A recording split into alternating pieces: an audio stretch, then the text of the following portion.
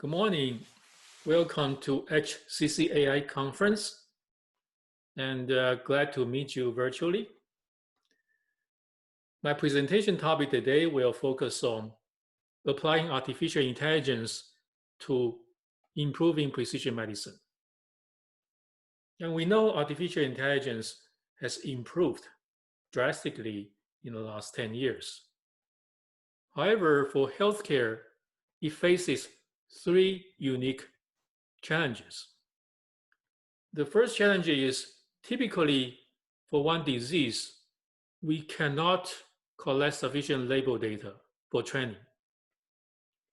And number two, even we could collect some data, but the data doesn't have sufficient variety to cover all different symptoms of a disease. Number three, privacy must be preserved.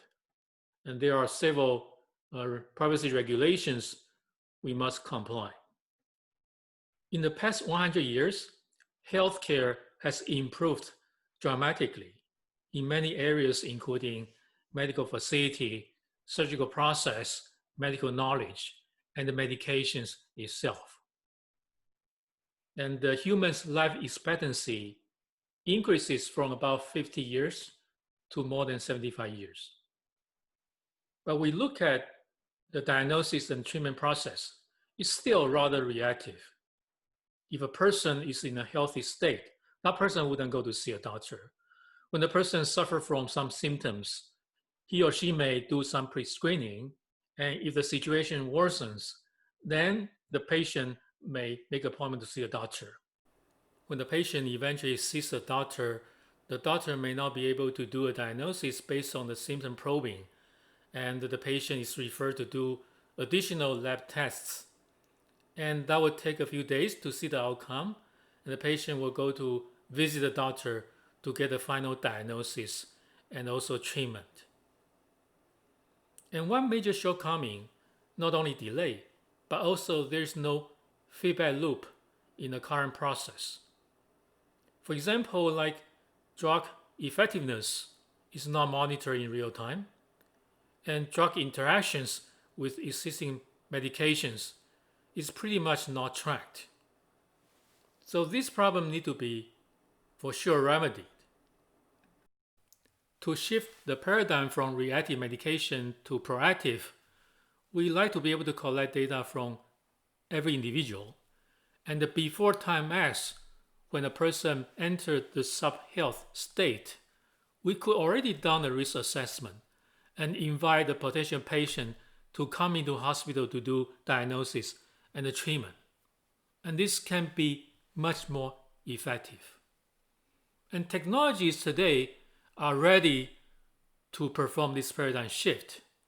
The three circles here shows medical IoT, cloud computing, and the 5G network, and also artificial intelligence on the top. So let's focus on artificial intelligence in the remainder of the talk. And just like in the beginning I mentioned, for healthcare, we need to address three challenges: lacking training data, lacking data variety or diversity, and also preserving data privacy. And now I would like to share with you our practical experience in using AI to power medical IoT devices.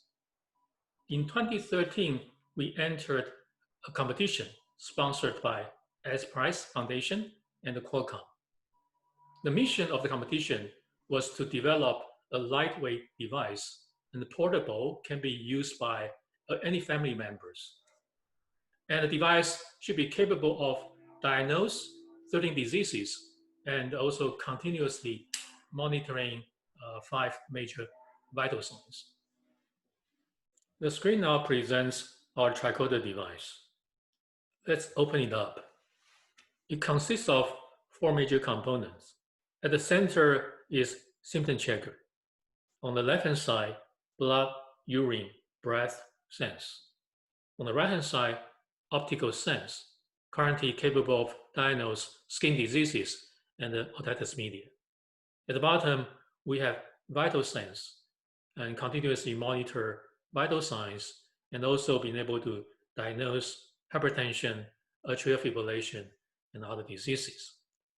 Because time limitation, let's only focus on two components, symptom checker and optical sense. So we know all doctors have to go through symptom checking. And the doctor probing questions and the patient answer what kind of symptoms he or she suffer from. At the end, the doctor can either do a precise diagnosis or the patient has to go through some medical tests. And this problem initially was solved by decision trees, but we considered the method was not effective in two directions. One, the accuracy was not very good. Number two, decision tree cannot build in minimizing number of interactions or questions. Since AlphaGo is very effective, so we utilize reinforcement learning to try to model the problem. Initially, we considered the problem could be quite straightforward. However, we encounter at least two sets of problems. And let's first of all formulate the problem of symptom checking using reinforcement learning. The environment in this case is the patient. An agent is a doctor, and the doctor performs symptom probing, asking one question at a time. And once the patient answers the question yes or no, the state is modified. The state is a probability of a list of diseases. And reward here can be formulated to minimize number of questions probed. For every question asked, we can give the reward, a negative reward, to discourage too many questions. And let's compare AlphaGo with Symptom Checker to understand the challenges. For AlphaGo, input is very straightforward. When we put a stone on a location, it's deterministic. But for symptom checking, the input could be qualitative. So we are dealing with a large number of continuous attributes. For instance, what is the severity of my headache? And even temperature, it's between 37 and maybe 104. It's just not a single value. For output, the AlphaGo or in games, either you win or you lose. But for symptom checking, the outcome can be combination of 800 diseases. One person may have 2 or 3 conditions at the same time. So the output space is enormously larger. And even worse, AlphaGo is able to play with itself to try to explore new strategies. But for the medical process, everything has to be approved by FDA. So there is no avenue for exploring new treatment. For instance, you cannot ask me to drink Clorox when I suffer from COVID-19 symptoms. How to deal with the problem then? First of all, to reduce the problem space, we perform divide and conquer, which is straightforward. We divide the body into multiple body parts. And the benefits, not only we reduce the problem space for each part, but also this kind of mimic a committee of doctors doing diagnosis. In real world, when we go to a hospital, we can only see one specialist. This is because of human power and cost constraints. But for AI, there's no reason we cannot spawn multiple agents at the same time. So you can basically see the dean of a hospital, and the dean can simultaneously consulting multiple departments of experts. At the same time, our algorithm also consider contextual information, who, where, and when. For instance, in Taipei, in the summer, dengue fever can be ranking with higher probability. And our accuracy was improved from 35, which was a baseline survey by the Harvard University. The survey was performed on 20 online diagnosis tools. And the average accuracy studied by Harvard in 2015 was 35%. And our method I just mentioned about was able to increase the accuracy to 76% in 2018. We further improved the accuracy to tackle this second very challenging problem. So you see there are 300 symptoms. Suppose we say a doctor can only ask 10 questions. If we randomly pick symptoms out of 300, the likelihood of the patient answering no is very high in the beginning. Then if the patient continues to say no and no, we are getting no information, right? So we have to be able to pick questions with high probability the user will answer yes in the beginning. Once the user answers one or two yes, then the further no can carry information.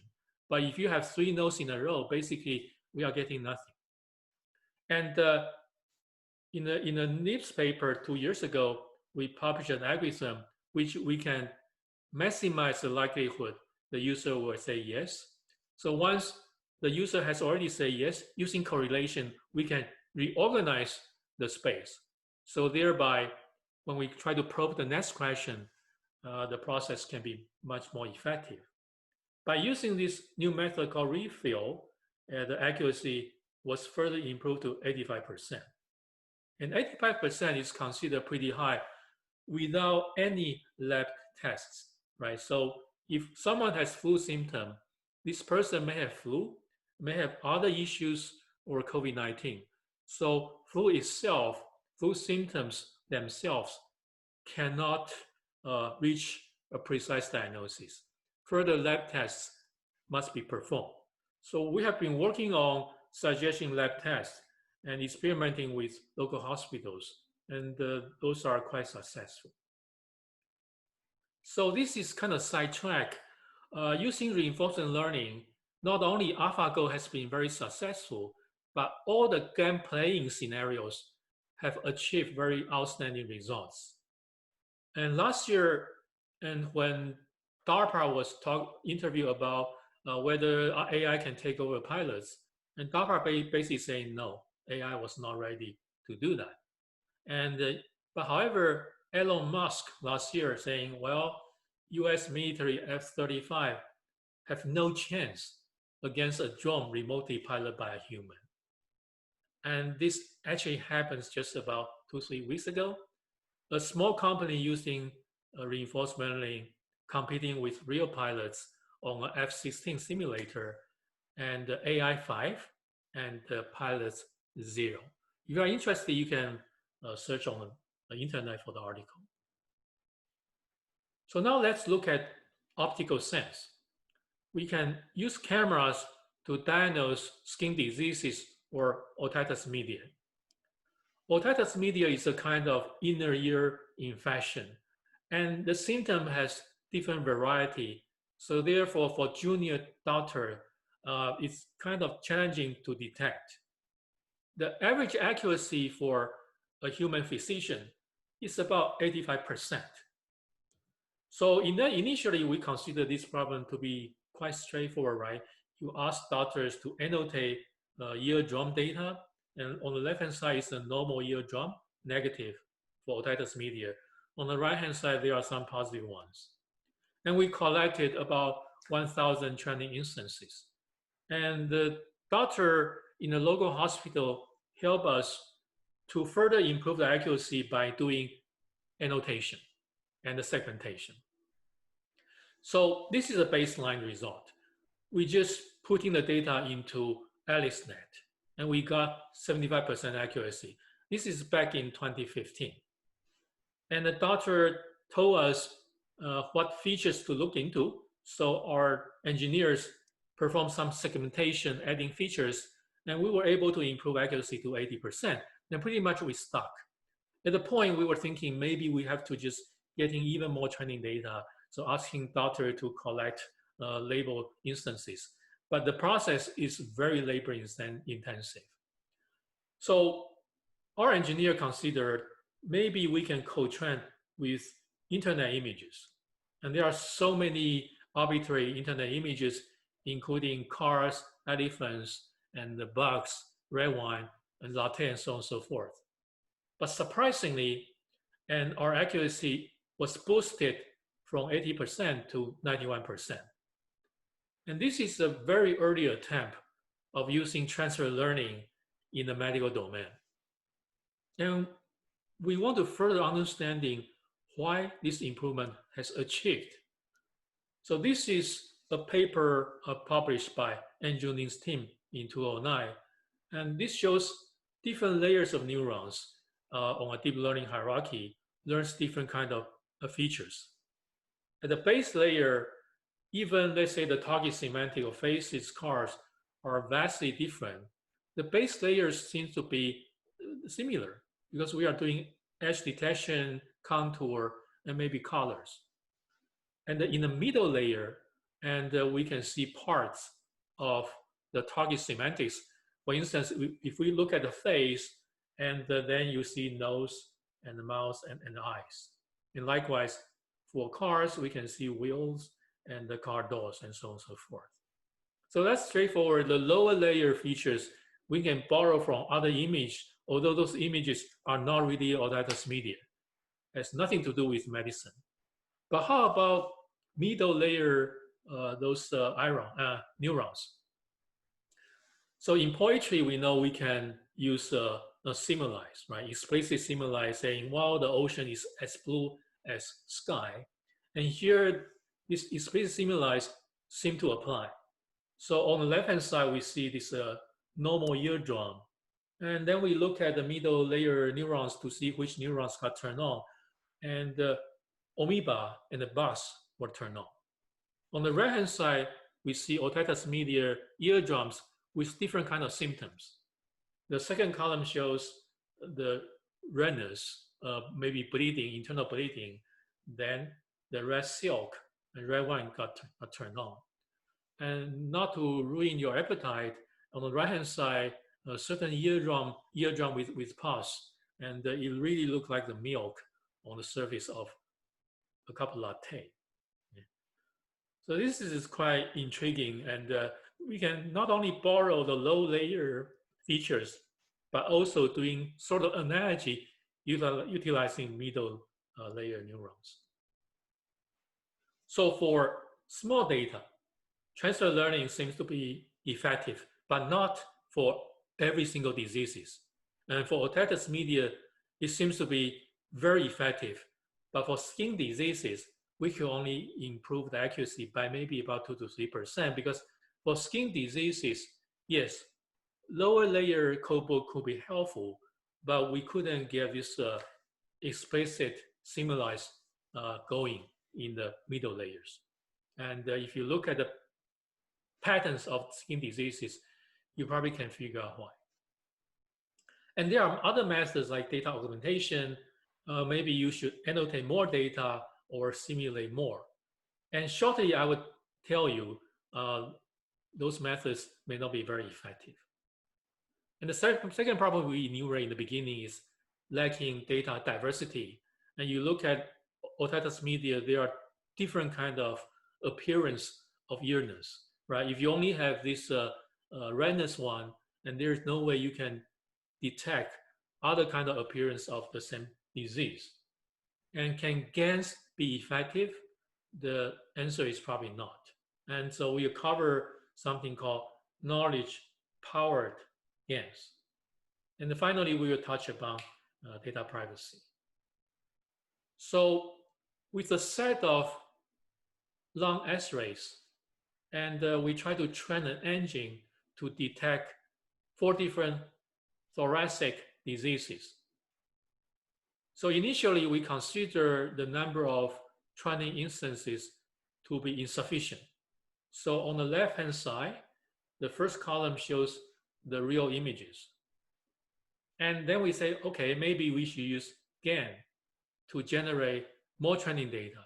So there are 2 ways to generate more training data. On the middle column, we don't separate data into positive or negative. We just say, okay, generate more this kind of images for us. On the right-hand side, we have supervised, means we divide the X-ray images into groups, positive or negative for 4 different categories. And now let me present the result of our empirical study using 4 different methods to initialize neural nets. The first method basically doing nothing. The second method uses transfer learning I just presented for attest media. The third method using unsupervised scans to generate more training instances and pre-train the model. And the last one utilizing supervised scans. And which method do you consider can perform the best? I asked the same question to the students in my class last quarter, and most students voted for either 3 or 4. But surprisingly, the best method is the second method, using transfer learning, using the images not really related to medicine to pre-train the neural net. Why this is the situation?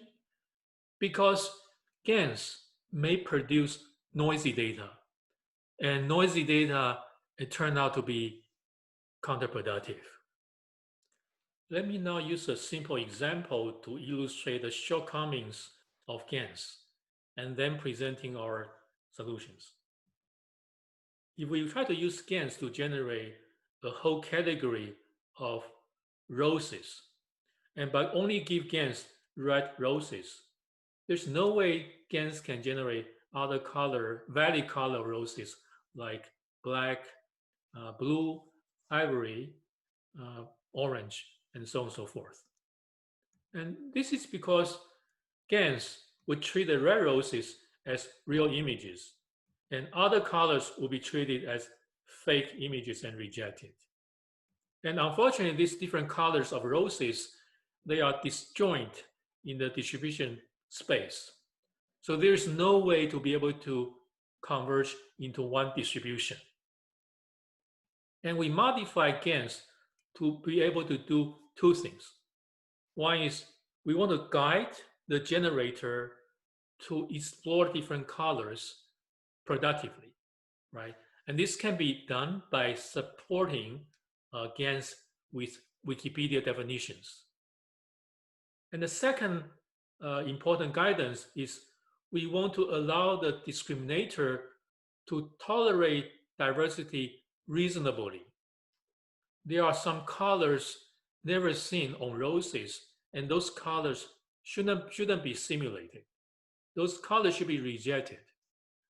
And again, using knowledge, either Wikipedia, encyclopedia, and even better, some Wikipedia with different color of roses, and we can get some color samples. And those will be very productive. And we documented one of our experiments in our paper, and currently is uploaded onto the archive, and you can look into the detailed spirit. So there's another problem we just mentioned about. This is a thoracic disease detection using GANs. And we just talked about the GANs, either supervised or unsupervised, cannot be very effective. And follow the spirit of knowledge guiding. A recent physician team from Siemens published the following paper. First of all, they separate the images to be two sets. One is abnormal ones and the normal ones. And on the abnormal long images, the first step to ask physicians to annotate the location of nodules. So once the location has been identified, they use subtraction basically. They subtract the normal long images from these abnormal long images to get out the nodules.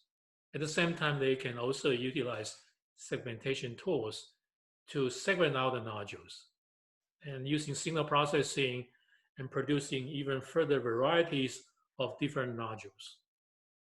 And the second step is implanting. And they produce some long models, and then implanting or doing kind of local feature augmentation. So on the simulated long images, they can plant the created nodules onto different locations of the lungs. Notice here, they wouldn't place the nodules on the spine or on stomach, because now they have knowledge about the location of lungs, and they also know the appearances of the nodules. And utilizing this method, the team improves the diagnosis accuracy by about 1 to 2%. Although the magnitude is not great, but the direction is promising. And we are currently investigating 2 additional methods to further improve or incorporate knowledge. So there's another example we experience with is to identify the difference between hemorrhagic and ischemic stroke. And everyone probably knows about when a patient suffers from stroke, there is something called 3-hour golden hours. If the patient can be treated within 3 hours, the recovery of the patient is likely to be full. But the treatment for different strokes are vastly different. For ischemia, we can do an injection quickly to dissolve the blockage. But for bleeding type of stroke, injecting those kind of medicine is counterproductive. So to be able to classify these 2 types of strokes, and just like any other image classification methods, we obtain some training images, but insufficient. So we utilize scans to generate more training data. When physicians look at the generated data, they say, well, are you kidding? Because your generated data, the blood clots are all over the places on neurons and on the bones, but not really on the blood vessels, right? So because we didn't use knowledge, or we can say GANs have no knowledge about human anatomy or the bleeding locations of stroke. Again, we use a knowledge-guided GAN to productively creating more images. And first of all, guiding, using knowledge to guide the generator to explore diversity productively. And we know where the blood vessels are, so therefore the bleeding clots should be either around or inside the blood vessels. And allowing discriminator to tolerate diversity only reasonably. So using knowledge, we know the blood clot cannot be on neurons and it cannot be on the skull. So therefore, discriminator should reject those kind of suggestions. And we think this is a very logical direction to move the AI forward. The final data challenge is data privacy. For FDA approval of a diagnosis module requires data collection, data privacy, and the data annotation. Annotation not only each image be annotated by 3 physicians, but also you have to collect training data from 3 different hospitals. And this requires data sharing. And you cannot avoid the privacy issues. And according to GDPR, CCPA, and HIPAA, I summarize the Bill of Rights of a user into 5 rights. Right of consent to share data. Right of inform when the data is being shared and being used. Right of access, a patient can access his or her own data. And right to erase, one wants to just delete the data to be forgotten. And the right to ratification, modify the metadata and the personal information associated with the piece of imagery or medical record.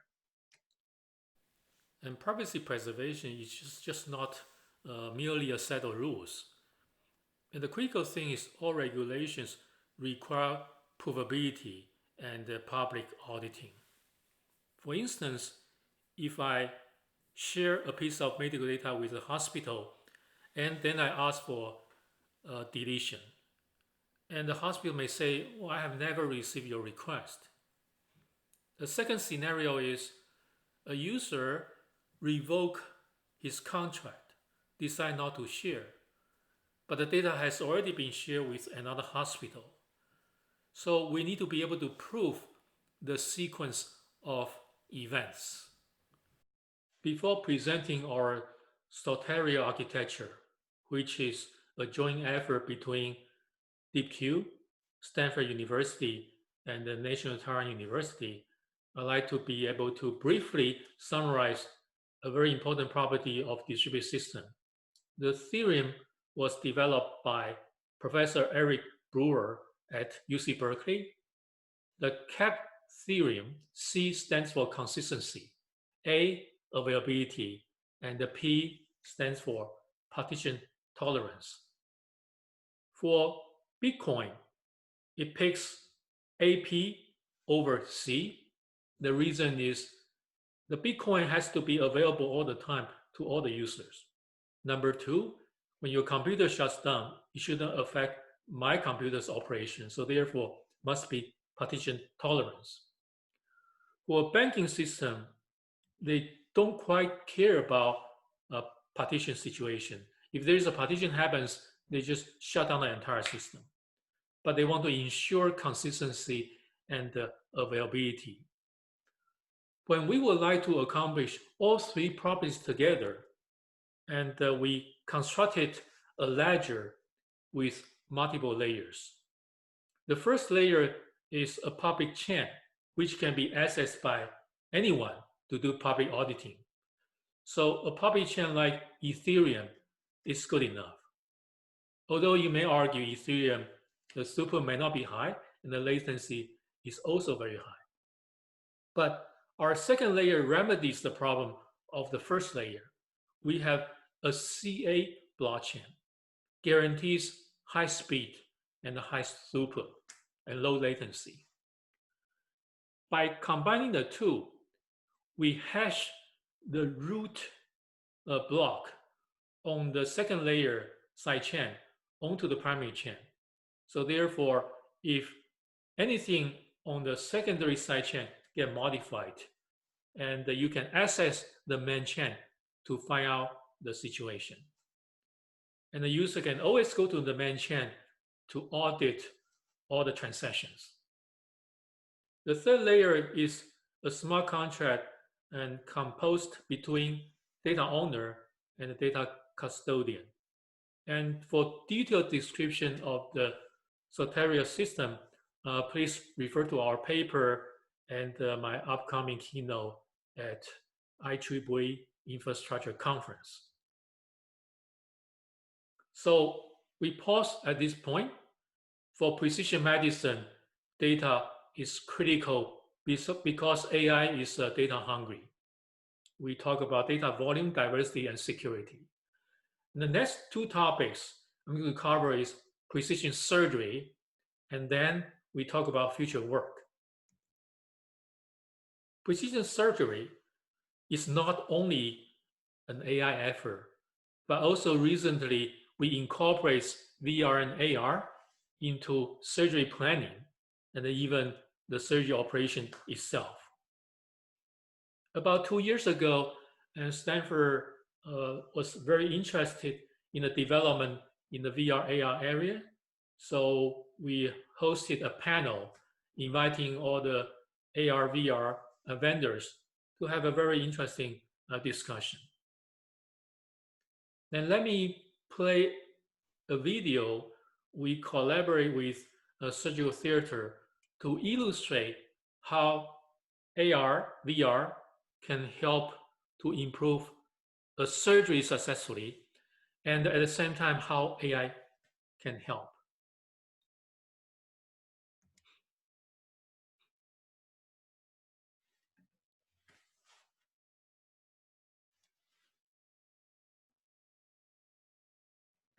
It took 2D images from MRIs and CT scans to create a 3D reconstruction of the inside of Lucas's head. As somebody who's done 5,000 operations, there's no question in my mind that this is tremendously useful and improves the quality and efficiency of the surgery that I'm doing. This is the tumor right in front of me.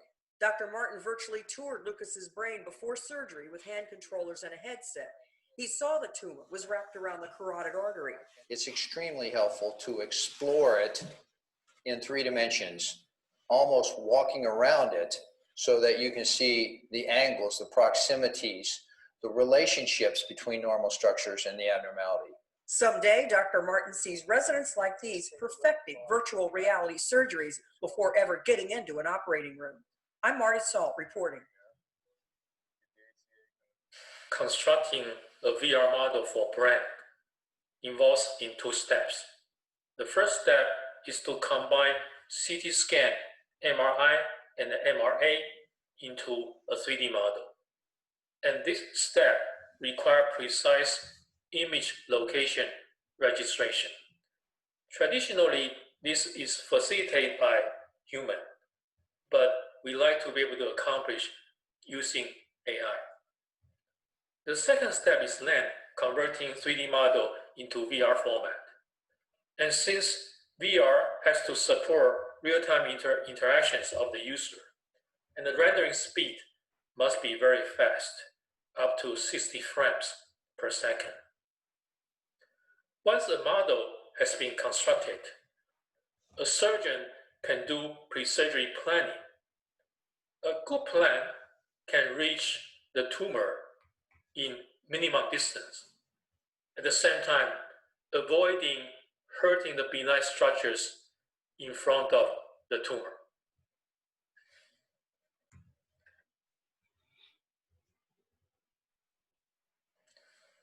Let's now utilize the VR technology to visualize lungs infected by COVID-19.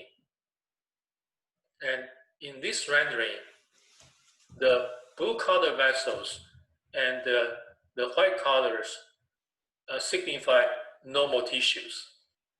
And the yellow color structure are the structure infected by COVID-19.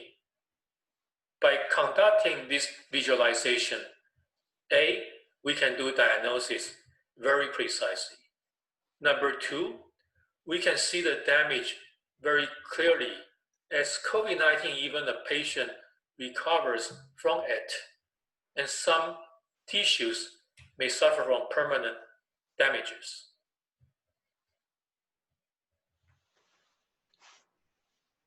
I have so far painted some rosy pictures, some promising results in applying AI to improve precision medicine. Let's now put the progress in perspective. We started doing backward looking, then forward looking. So applying AI in diagnosis started in 1960s. The early approach just performed simple pattern matching, just like the symptom checking I proposed or presented a few slides ago, matching symptoms with diseases. The earliest approach did not involve probabilistic models. And then in the 70s to 80s, expert systems were introduced. So the knowledge of physicians were encoded into graph, and the inferencing were conducted. The major challenges during the expert system development was the knowledge is enormous, and the knowledge may be changing.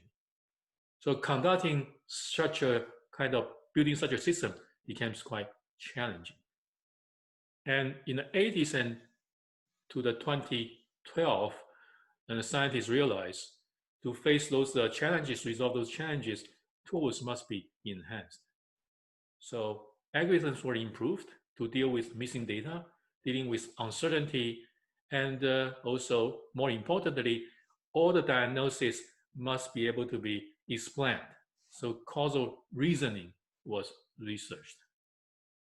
And at the same time, in early 2000, new technologies are available to conduct genome sequencing. All this development plus the recent data-driven deep learning establish another baseline for us to move the AI in diagnosis forward. However, if we look at the history of 60 years, several AI systems were developed, but not really widely deployed. And the system got deployed, they are conducting kind of assistance to the clinician rather than making automatic decisions. And there are 2 primary reasons. The first reason is legal. When human life is in jeopardy or is at stake. Just like the self-driving vehicle, when a self-driving vehicle encounters an accident and it's not clear who is responsible for. The second issue is perhaps ego or mistrust. And the clinician is worried about machine learning would take over their jobs. And the scientists may be too rude to try to replace clinicians eagerly. And let's look at an indictment from Feinstein in the early 80s, actually precisely in 1977. And Feinstein called us, computer scientists, as actual mathematical enthusiasts.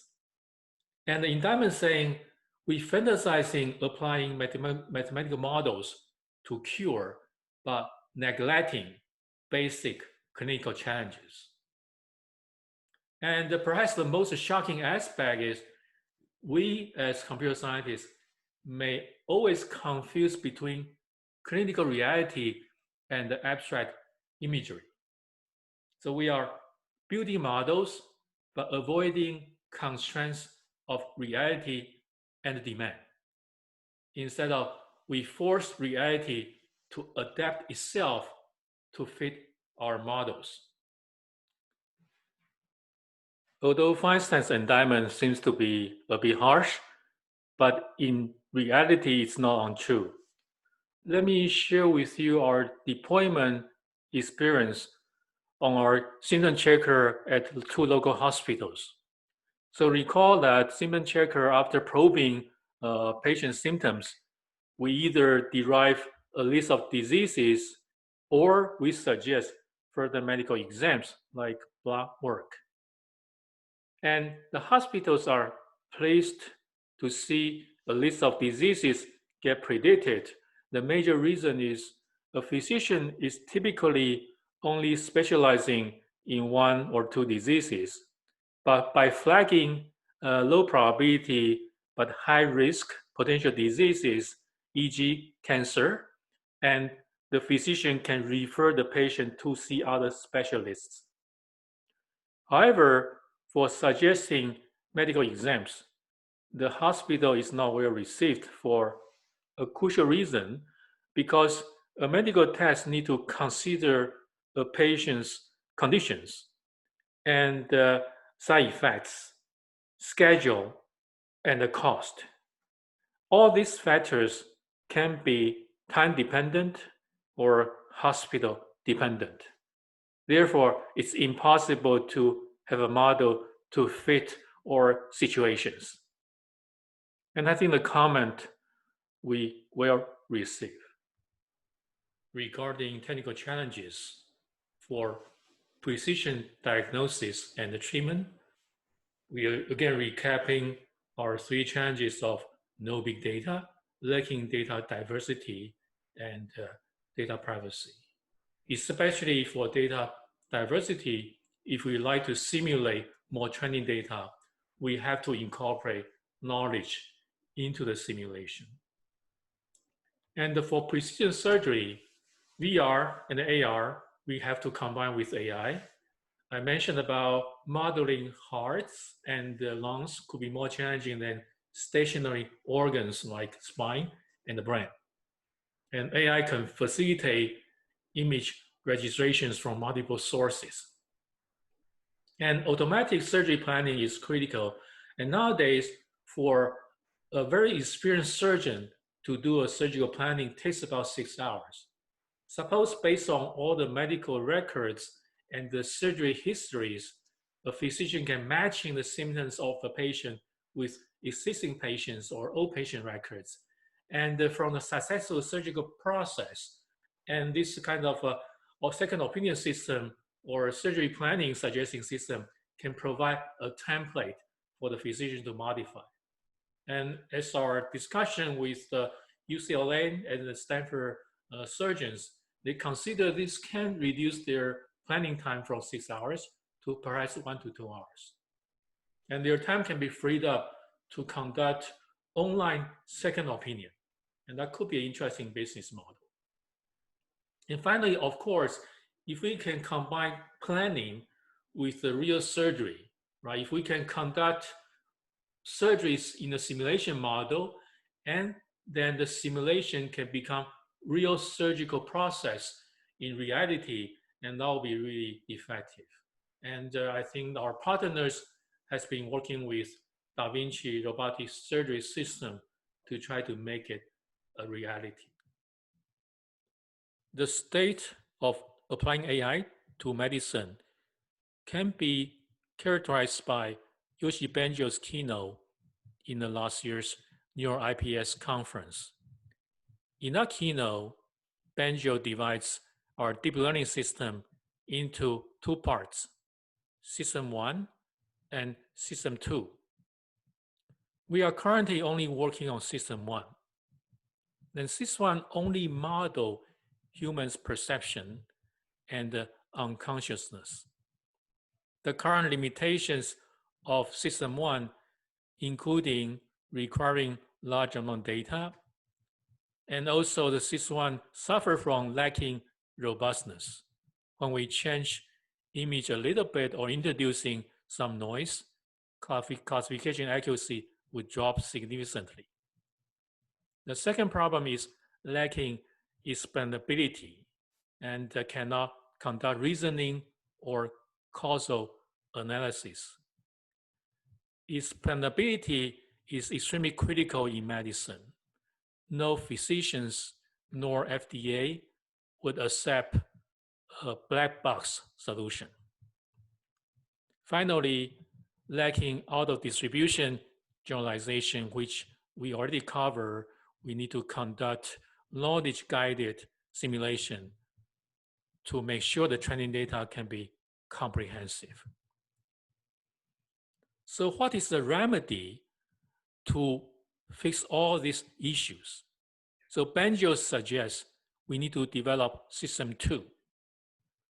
The difference between System 1 and System 2, again, is System 1 is thinking habitually, unconsciously. Just like our vision, when we perceive a dog, we may not go through our consciousness to conduct the work. And System 2 involves consciousness formulation.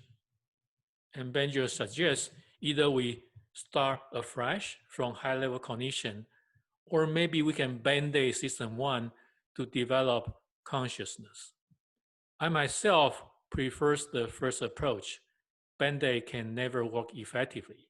Like Einstein discovered Newton's theory of motions may be problematic in certain scenarios, and many scientists try to modify the existing theorems, but it doesn't work really well. So what is consciousness? And it can be defined as the complexity or the number of feedback loops. So this is a very good way to quantify consciousness. If, for example, do flowers have consciousness? Flowers have feedback loop with temperature, water, and oxygen, and so on and so forth. Human is much more complex. So human has feedback loops like learning, emotion, and we are also constantly evaluated, right? We can model consciousness by considering all the feedback loop, adjusting our inferencing systems. Of course, furthermore, how to model soul and how to model ethics, that could be some work for the next 10 or 20 years. I would like to acknowledge my collaborators at DeepQ Taipei office, and with a young team of scientists, we have been working on deep learning, artificial intelligence, and the natural language processing. And talking about natural language processing, and the team I involved with at Stanford Oval is working on virtual assistant research. A virtual assistant, you can consider Amazon Alexa is one of them. And Stanford is developing a more fundamental set of technologies to enable kind of social dialogue. And to enable IoT, medical IoT, to collect data, and the virtual assistant can be very helpful. And also at the same time, we work with National Taiwan University and Stanford to develop the privacy preserving platform.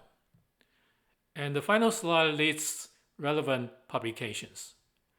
With that concludes my presentation today, and thank you very much.